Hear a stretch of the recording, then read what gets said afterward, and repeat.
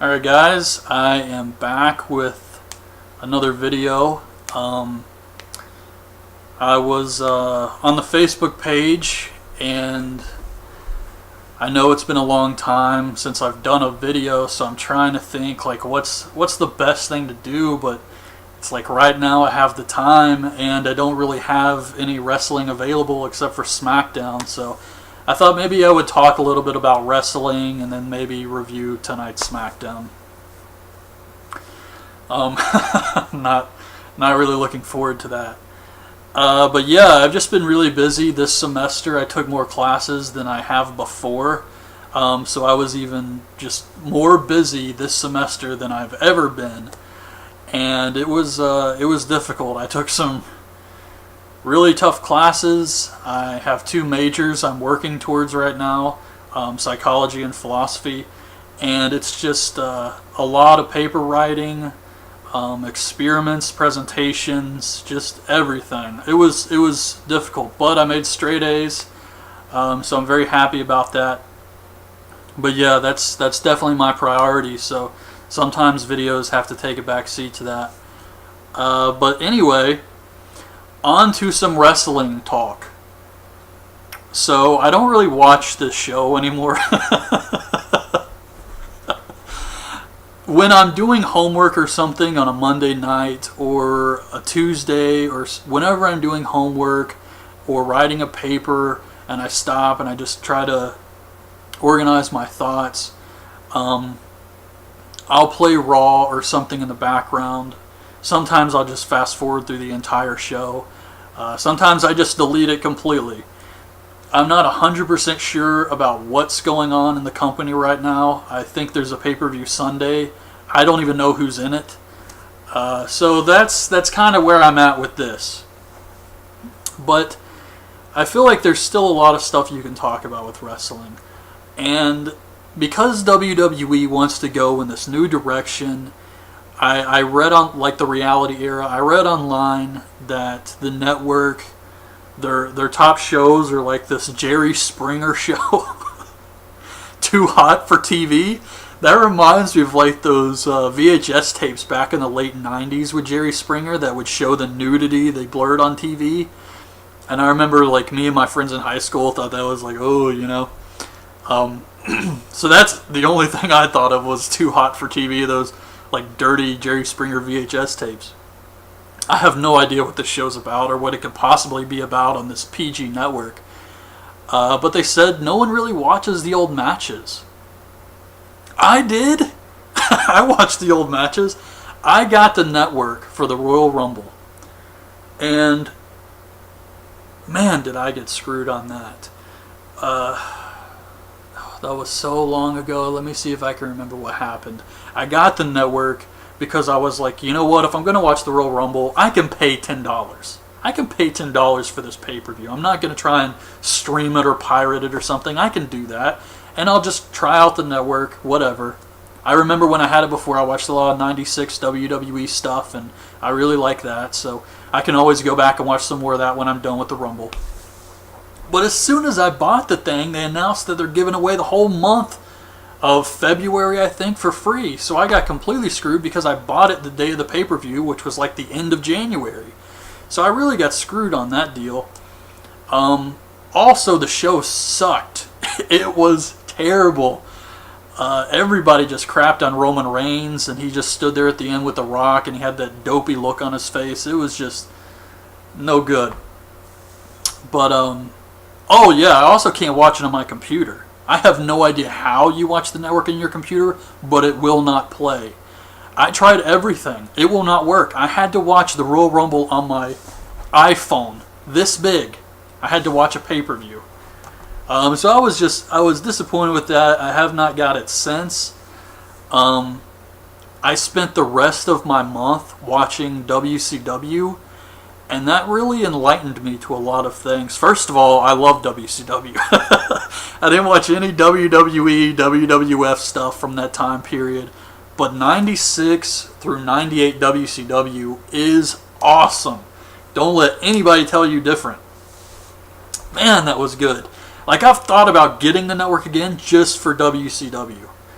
But then I hear stuff like no one else is doing it, and I'm kind of thinking, they're probably not going to add as much old content as they were, and you never know. I mean, I hope they continue. I would love to see all the Nitros and Thunders on there one day so I can kind of watch everything in chronological order. But yeah, those old WCW shows were great.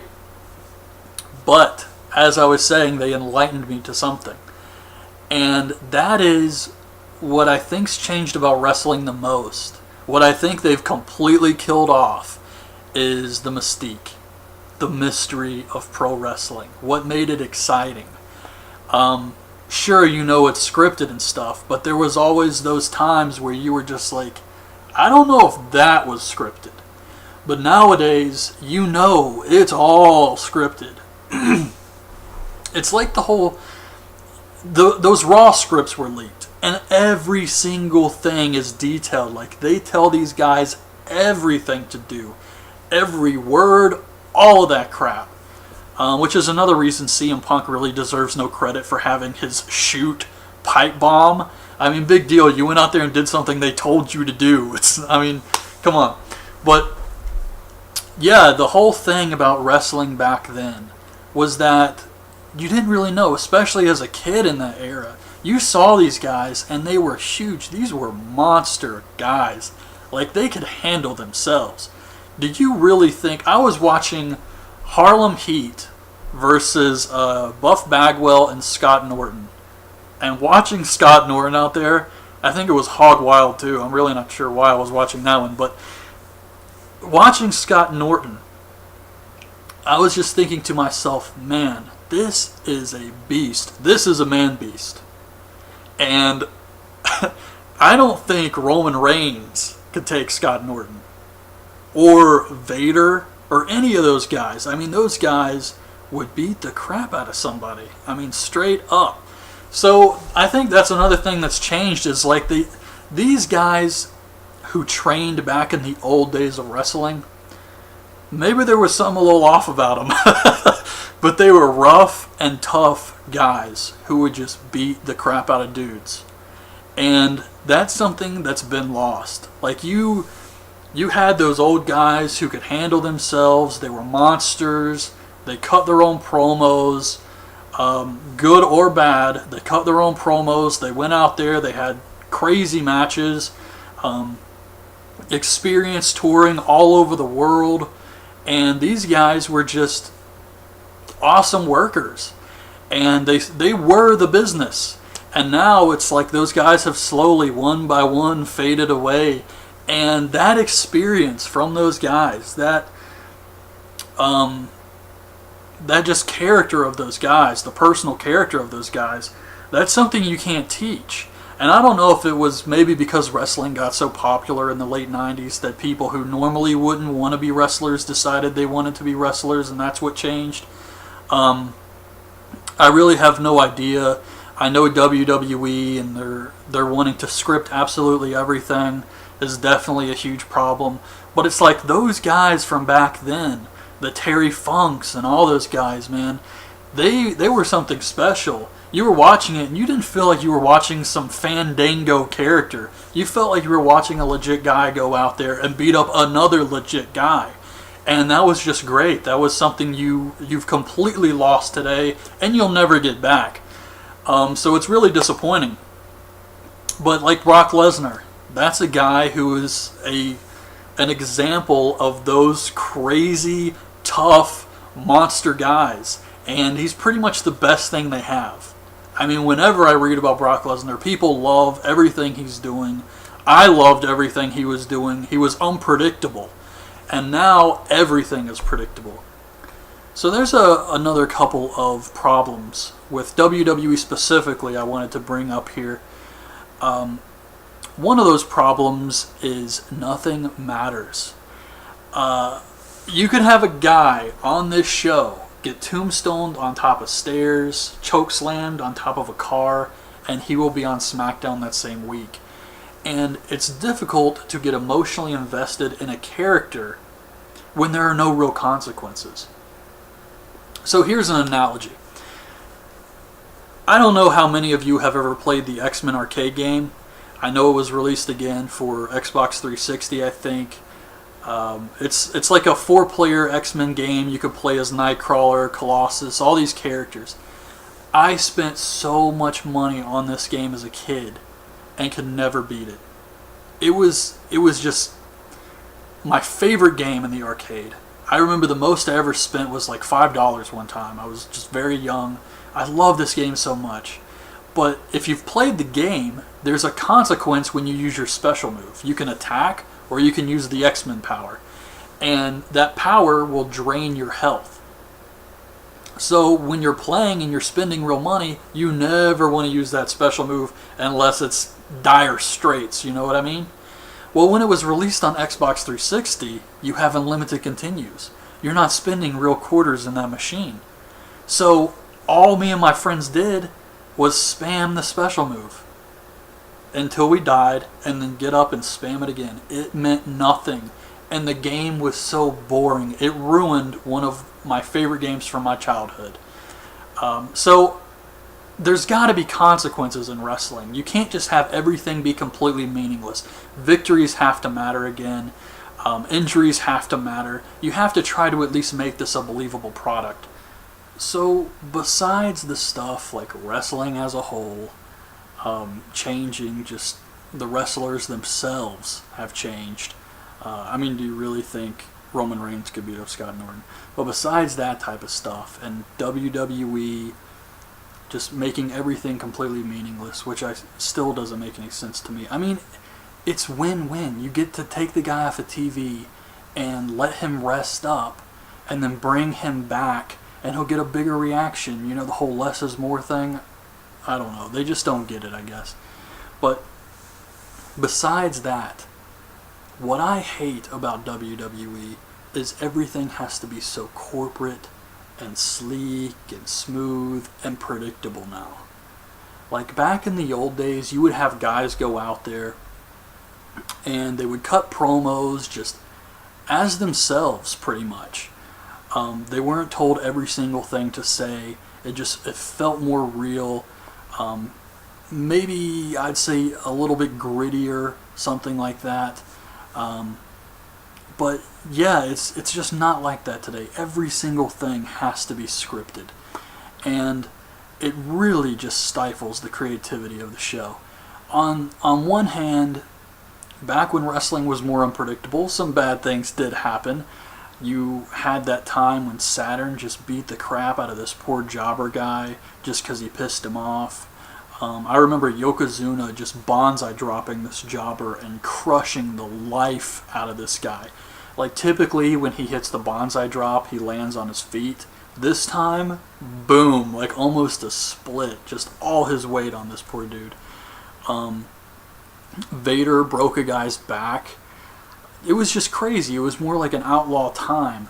And while I think that should have definitely gone away, and I'm glad it has for the most part, I think the predictable nature of wrestling nowadays, especially in WWE, has just really hurt any creativity. How can you go out there and expect to do anything artistic with your character when you're being told every single thing to do? And being told what your character is, and who you are, and this is how you feel, like that would drive any sane person nuts, wouldn't it? So I feel like that has really hurt the product, probably more than anything else, I would say. But yeah, that actually brings me to a pretty deep question. Wrestling is safer now, for sure. I mean, mostly due to medical advances and things like that, but ask yourself this, deep down inside, do you really want it to be safer? I mean, do you want it to be safer, or do you want to see Mick Foley flying off the top of Hell in a Cell? Just throwing that out there. But yeah, it's like the control WWE wants over the people now, over their fans, it's pretty weird. It's like they want everything to go according to plan. They don't want to deviate from the script. They just want to back their guys and get their agenda across with their guys. And it's almost like the fans are the problem. Like, we're the problem. We're not like the fans the company loves who, you know, support them. We're the problem. Like, they take signs, they take t-shirts, they They hide cheers when guys they don't want getting cheered get cheered. They hide boos from guys they don't want getting booed. It's actually pretty disturbing when you think about it. It's just really weird. And it makes for not only stifling the creativity of the guys, but this whole like control, we have to control everything involved with the product, also makes it really frustrating to watch the show every week. Like, why would anybody watch this? Why would anybody put themselves through this for a company that doesn't even like you? I mean, it's crazy. It's like they don't want wrestling fans watching their show. And WWE's been trying to do this for years now. They want to branch off into movies. Let's stop calling it wrestling. It's sports entertainment. Like, they've been trying really hard to just basically say, look, we don't like you. I mean, that's how it feels. And, I mean, the best word I can use to sum them up is ungrateful. Just an ungrateful company. It's like they've used wrestling fans to get where they are, and now they no longer want them around. And are actively trying to drive them off. Now they want to focus on Jerry Springer's Too Hot for TV. That's where we're going in the future. It's silly. The whole thing is silly. And I know I'm coming across as just like anti-WWE guy right now. But I'm not saying anything that isn't true. I'm not saying anything that I'm trying to condemn the company and make them look worse than they are. I'm not coming up with things. These are all things that have happened. WWE is known to do these things. They do change the sound when guys they don't want getting cheered get cheered. It's ridiculous. I mean, everybody knows they take signs and t-shirts and stuff like that. I know that sometimes it's justified. Like, if you go there wearing a shirt from a different company, it's within that company's right to tell you to change, I guess. I mean, I can kind of understand that. It's a dick move. Let's be real about it. But I can kind of understand that. But when you're taking signs that are just saying Roman Reigns sucks, you're trying to control the crowd's reactions, their emotions. You're trying to change the way he is perceived to people.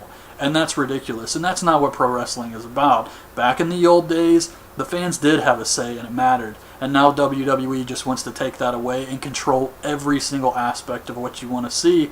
And that is disturbing. So, I know this video, it's going to be so long because I keep finding things to add to this. But I was thinking, WWE, they want everything scripted down to like the smallest detail, right? You would think that would actually happen back in the older days of wrestling to prevent the business from being exposed. You would think that they would want those guys to have scripted promos, to have everything in the match planned out so that nothing went wrong, so that everything looked perfect. You would think that's the way they wanted it. Because back then, there were some people who still thought it was real, and even those who weren't like sure it was fake thought it could be real. You know what I mean? Like, there were still people who were on the fence about it. Like, well, maybe not all of it's fake. In fact, I remember something I heard Lance Storm say on Figure 4 Daily a long time ago. He said something about how a guy asked him if it was fake back when he was wrestling, and he said that it's not fake, but he said, like, why do you guys stomp your feet when you're throwing punches if it's real? And Lance Storm said, well, we know we're putting on a show.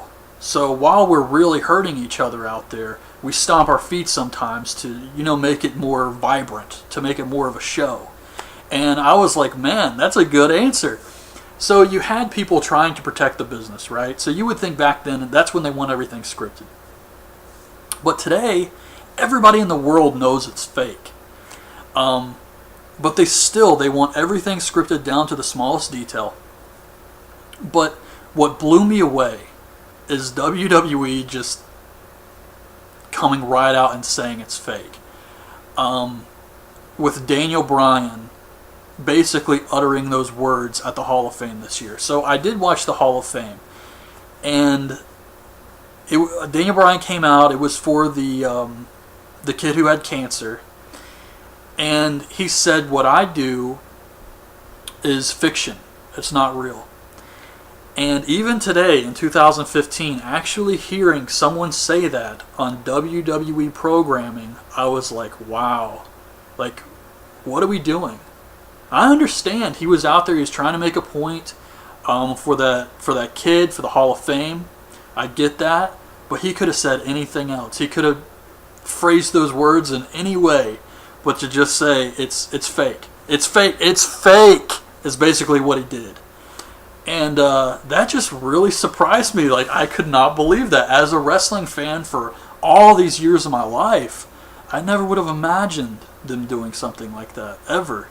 Like, I could never imagine WWE doing that, or any wrestling company. I know they're in the reality era, whatever that means. I still don't know. But yeah, it's basically like, everything's fake, haha, we know. Just give us your money. I have nothing else really to say about this. I thought it was interesting, and maybe I'm the only one. Maybe I'm the only one who thought that was weird that Daniel Bryan said that. But I definitely wanted to include that in this video, because that's one of the things from this year that really stuck out to me, was when he said, "It's fiction. It's not real." Just as a long-time wrestling fan, that really blew me away. So, on to NXT. NXT, man. NXT. Everybody's like, oh, you should watch that. That's awesome. It has all these great wrestlers. Kevin Owens, Sami Zayn, all these guys. I do not watch NXT. I don't have the WWE Network. I'm sure it's great, because I've watched a lot of these guys in the indies for years anyway. I know how good they are. But I hear they put on a great show in NXT. However, I still, and I said this before previously, I would not get my hopes up about these guys coming to WWE, and I wouldn't even say being as good as they are in NXT. I mean, this company, it has the magical ability to suck the absolute life out of anyone. Yeah, these guys in NXT, they're in an environment that they're familiar with. It's more of an indie-ish environment. And WWE just wants to strip them of all that, change them, and then make them really lame. Case in point, the Ascension. Now, I don't know if the Ascension was cool in NXT. I can't imagine that they were. But from what I hear, they were much better than they are in WWE. So, I'm wondering why people are so excited about NXT when pretty much everyone who's come from there has been a flop. I was wondering, like, is one of these guys going to take? So now you have Seth Rollins. He's doing pretty good.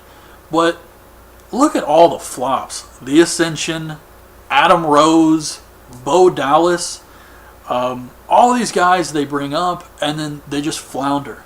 They end up doing nothing.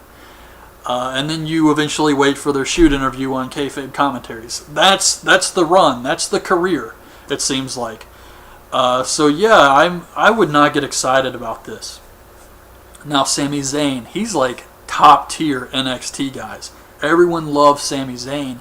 He comes to WWE and he gets injured before his first match. Not in the match, on his way to the ring. I saw the footage. He's like trying to get the crowd hyped up, and he hurts his shoulder. Now, Sami Zayn is a great worker. This is not because he's a bad worker. The guy is phenomenal. However, what does this nutball company think of this? Because I can easily see them back there saying, oh no, we got another Daniel Bryan on our hands. And that's a really bad sign for Sami Zayn, because the guy already had so much opposition to overcome because of the way he looks. And, I mean, he's already trying to fight against that. Now he has this. I mean, it's really bad. It's a bad sign for Sami Zayn, just because we know how this company thinks. If it was a rational company, of course this wouldn't be an issue. But we're not talking about a rational company here. We know who we're talking about, and they're completely out of their minds. And they hate you, if I didn't make that clear. I know that's how I came across, but I kind of feel like they do hate you. I mean, so anyways, yeah, NXT, I still wouldn't get excited. I see a lot of guys coming out of there who will be strong mid-card guys, but I don't see any like main eventers. I never would see Sami Zayn, even if he didn't get injured, as a main event guy. I don't think WWE does either. I would like to see him as that, but I could never see him beating a Randy Orton or a John Cena. I really can't see anybody in NXT at the moment beating any of those guys, no matter how much they try to push them. WWE has its established guys. Their Cenas, their Ortons, now their Reigns, and these guys have a lot of opposition trying to make their way in this company. Alright, so I thought I should talk a little bit about TNA and Ring of Honor in this video. With Ring of Honor, whenever I watch the TV show, I love it. I think it's great. I think a lot of people who are down on Ring of Honor don't actually watch Ring of Honor.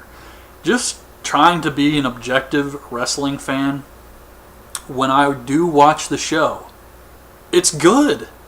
I mean, you have guys like the Young Bucks on there. You have a lot of good up-and-coming talent. The House of Truth is so awesome. You just have to see these guys.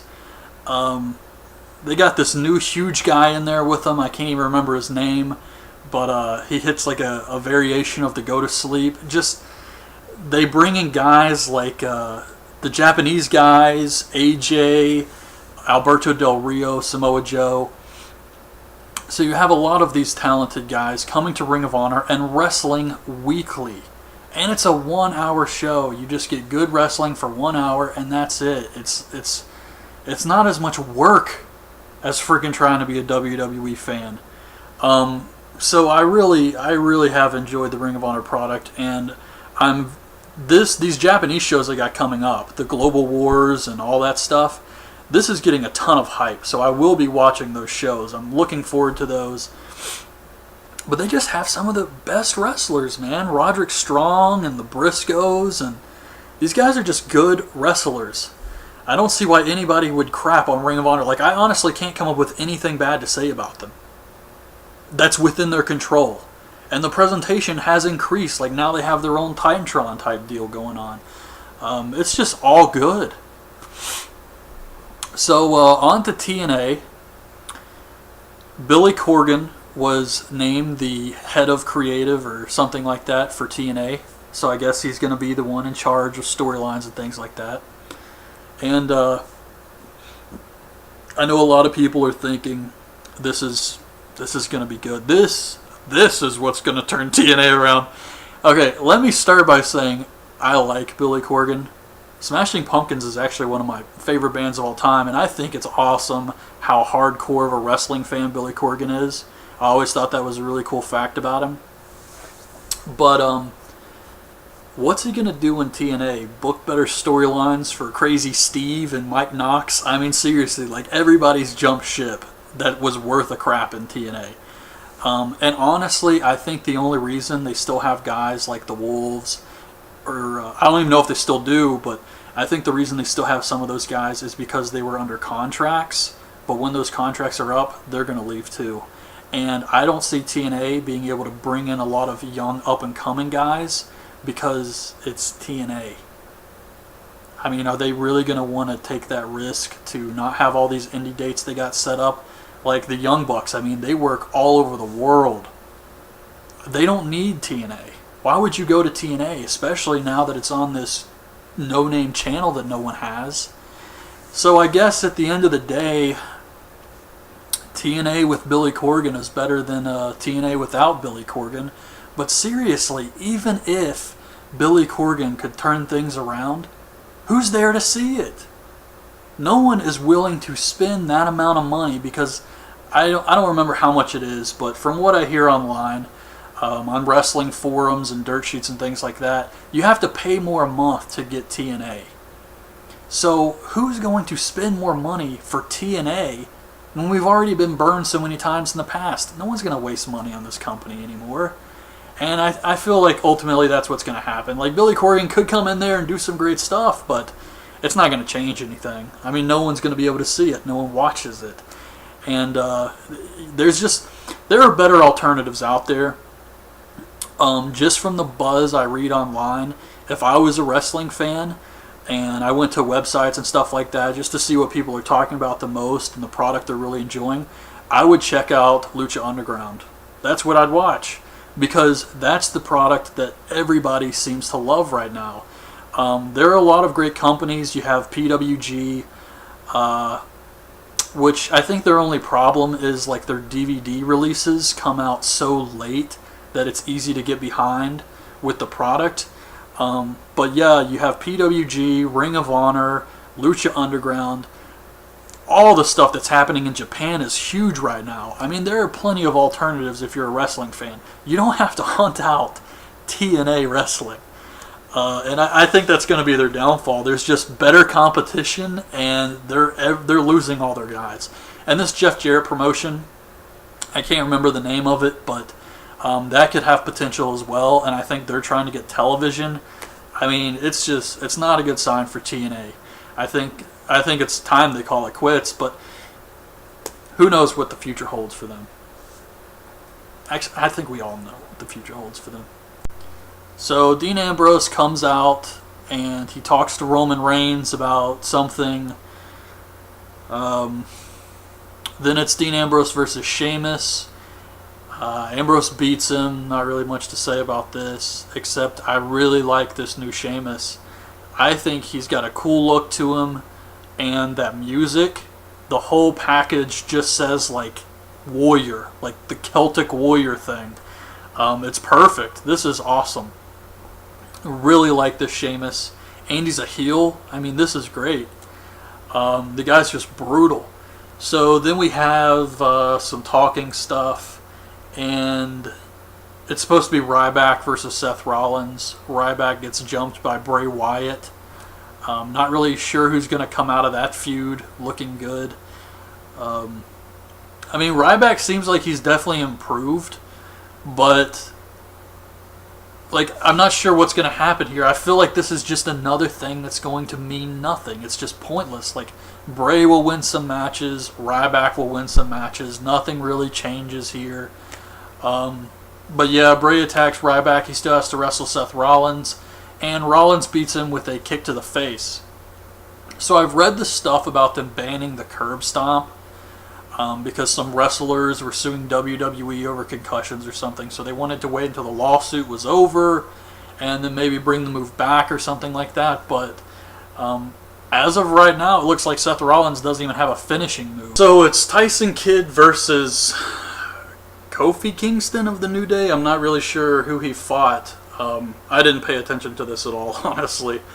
I went back just to see what the finish was. Tyson Kidd beats him with a sharpshooter. I'm just not interested in any of these guys. None of them. I don't care what someone says. I will never be interested in this. Then Daniel Bryan, it showed like a little montage of him retiring or giving up the Intercontinental Championship, whatever that was. Yeah, that just sucks all around. I mean, it sucks for Daniel Bryan, it sucks for the fans, it sucks for the company because I'm sure he was selling a lot of merchandise. It's just bad all around, but you know, things happen. And Daniel Bryan, unlike guys like Roman Reigns who just come in and they go straight to WWE, he paid his dues. He grinded on the indies. That's why fans love him so much. He worked hard. He really did for years and years, and that takes a toll on your body. So these things happen, but then we get Bo Dallas versus Neville.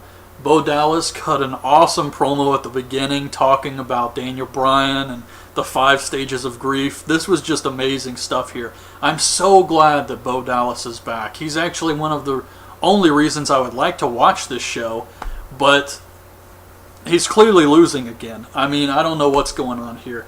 Not really a big fan of the goatee either. He looks kind of strange, but I guess he is a heel, so maybe it works. But anyways, he fights Neville. Neville beats him, of course. And then Wade Barrett, who won the King of the Ring, is wearing like the robe and the crown. He's got a scepter.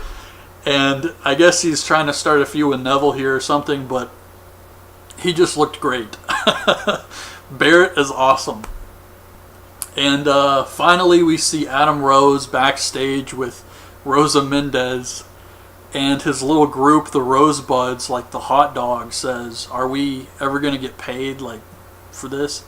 And Adam Rose gets mad at him. He says, "You're just like the bunny." But here's what I'm thinking. They're supposed to get paid? Like, is it that difficult for Adam Rose to go to random people and say, "Hey, you want to be on national television? All you got to do is wear this outfit and dance around"? I mean, is he that much of a loser? Is that what we're supposed to believe here? That he's that much of a loser he has to pay people to follow him around? Like, he can't just get people to do it to be on television? So, the main event of this show is Roman Reigns versus Kane. And I'm still not really big on Roman Reigns.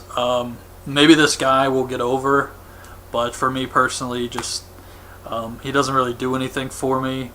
I don't think he's very exciting, and the whole thing just feels really forced, like too forced for my taste. I don't want to be told what to like, and that is everything Roman Reigns embodies. Every single thing he does, every victory he gets, is them telling me I should like this guy. And that turns me off. I mean, I can't help it. Maybe it's just my nature or something, but that makes me not like him. So I don't really care that much about Roman Reigns. As far as Kane goes, I like Kane as a human being. He seems like a great guy in real life. And he had one of the greatest gimmicks of all time, honestly. I'll never forget when Kane debuted at the Hell in a Cell and he attacked The Undertaker and he was wearing the mask and the red and black. I mean, that was awesome. That was amazing stuff. That was a great character. But, you know, over the years, they've just kind of, they've killed it off. I mean, there's only so much you can do with it. There is absolutely no way Kane could ever be a believable monster heel again. It's impossible at this point in his career. But I still have a special place in my heart for old school Kane back in the day. I remember I had a subscription to Nintendo Power, and in the back they had a preview of WWF Warzone, and they showed a picture of Kane in the game, and I freaked out. That was too much for me to handle back then. And I think it was like Kane the Headbanger, some people like that, but it was Kane that stood out. So, have to love old school Kane, but this Kane, I mean, it's not like comic books where the characters don't age. This guy has aged noticeably, and it doesn't work anymore. It's so boring. But I can't just fault Kane for that. I mean, this whole show is boring. All of this stuff. And I just, okay, so the finish of the match. Kane hits Roman Reigns with a kendo stick.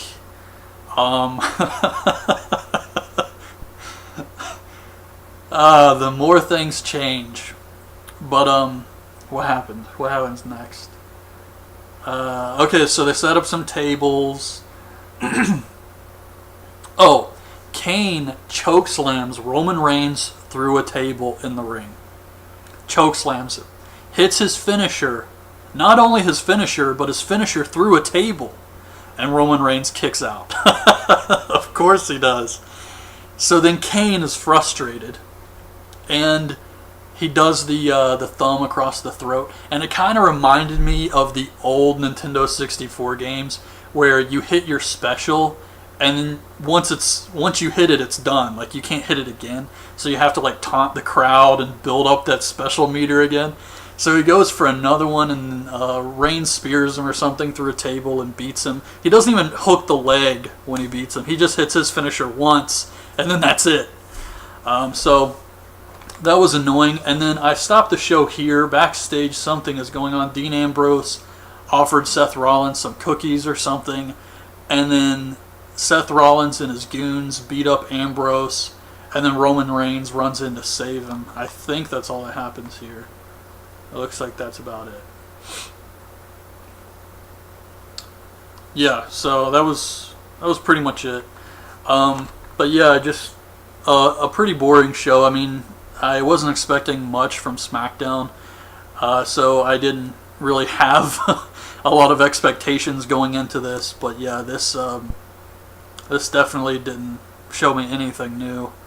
Alright guys, so to wrap this up, I feel like maybe I misspoke earlier when I said I'm done with wrestling, because there is a show coming up I am kind of excited about, and that would be the CZW Tournament of Death. Now you can say whatever you want about me for liking that, but you gotta admit, those guys are at least more like the Outlaws of the old days of pro wrestling than the guys on WWE. So maybe I've had enough with WWE. I don't even know how to watch TNA anymore. I hear about Lucha Underground and stuff like that, and I hear it's amazing. I'm sure it's great. I don't know if I get that channel, but even if I did, I'm really not going to go out of my way to watch it.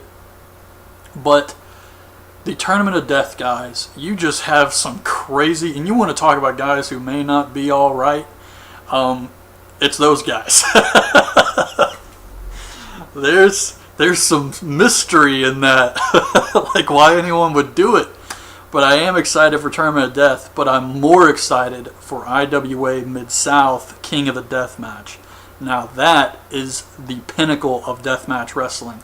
Like, I've always thought, okay, Tournament of Death was superior, but the more I think about it, like the more I've been reminiscing and having just nostalgia trips, watching old videos on YouTube of King of the Death matches, I just remember like the Necro Butcher versus Toby Klein, the crazy guys who would show up for one tournament and then you would never hear from them again, like that Cowboy from Hell guy. Just so much stuff with IWA that was just awesome. They had really innovative matches, and the fans bring the weapons matches were always really creative. So I'm really looking forward to that now that I feel the company is back on a good pace again, releasing shows. For years it was like, okay, we're going to have King of the Death match this year, and then it would never happen. Or this show was going to take place and then never happen. Or these guys were scheduled to appear and they would never show up, like no one would show up. It was just like problem after problem. We all know the problems with Ian Rotten. But now it feels like they're actually on a good pace, and I'm excited for that because I would love to watch another just 2-night event of King of the Death matches with some just workers who are willing to go out there and go nuts. Just all those old guys, J.C. Bailey, Pondo, Brain Damage, all those guys who would just kill each other, man. It was great. That was good stuff. So I am excited about those shows. But as far as videos going forward, I'm hoping I can do some more videos for you guys. I have seen a lot of good movies this year. I did see Avengers 2, the Ex Machina movie. That was amazing. I saw that a couple days ago. I really love that one. It Follows. That is great. If you have not seen It Follows, definitely check that one out. That is just so original. It's so simple, but just, I mean, me and my friend talked for hours after watching that movie about like what it could have been. Well, what if you did this? Well, what if you did that? Like, it was so good. It really inspires discussion. So I really loved It Follows, and maybe I can do like a more in-depth review of those in the future or something like that. But I don't want to make any promises, so we'll just have to see what happens. But I know it's been a long time since I've done a video, so I hope you guys have enjoyed this. I'm sure I'm rusty, and it may have been boring, or I just rambled for far too long in the beginning, but I hope you guys enjoyed it nonetheless, and leave your thoughts in the comments. And thanks for watching. Bye. I did. I watched the old matches. I got the network for the Royal Rumble, and man, did I get screwed on that. That was so long ago. Let me see if I can remember what happened. I got the network because I was like, you know what, if I'm going to watch the Royal Rumble, I can pay $10. I can pay $10 for this pay-per-view. I'm not going to try and stream it or pirate it or something. I can do that, and I'll just try out the network, whatever. I remember when I had it before, I watched a lot of 96 WWE stuff, and I really like that, so I can always go back and watch some more of that when I'm done with the Rumble. But as soon as I bought the thing, they announced that they're giving away the whole month of February, I think, for free. So I got completely screwed because I bought it the day of the pay-per-view, which was like the end of January. So I really got screwed on that deal. Also, the show sucked. It was terrible. Everybody just crapped on Roman Reigns, and he just stood there at the end with The Rock, and he had that dopey look on his face. It was just no good. But, oh yeah, I also can't watch it on my computer. I have no idea how you watch the network in your computer, but it will not play.